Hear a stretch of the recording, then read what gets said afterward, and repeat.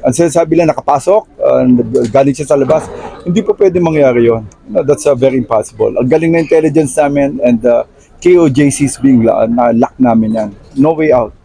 Ako rin ng takot na talaga siya. Sir, fake news yung sinabi ng kampo ng KOJC na doon siya galing sa North Cotabato at transport sa KOJC papasok. Kung hindi, rinilib ko sana yung PD ng North Cotabato, malabo yun. Hindi mangyayari. We have high patrol on the ground, meron kaming intelligence, hindi lang kami. Ang rami po, mga tao telling us kung asan talaga siya.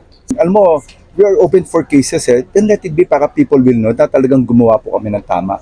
Lahat po ng ginawa namin sa PNP, sabi ko nga with the First General Torre, within the bounds of the law. Hindi po kami above the law yung ginagawa namin. Lahat po properly, lahat po under ng human rights. Kami human rights po kami kasama na police na make sure na lahat ng ginagawa namin are covered and well documented.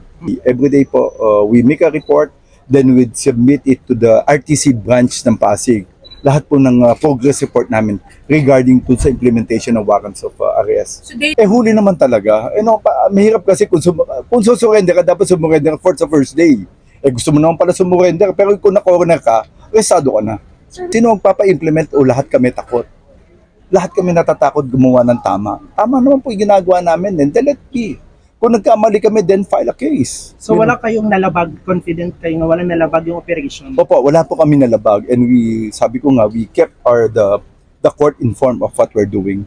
We are so proud po with, of course, mga tao po ng Victoria and everybody dun sa Region 11. And of course, yung mga kasama namin officers who help us behind the scene. Maraming salamat sa kanila.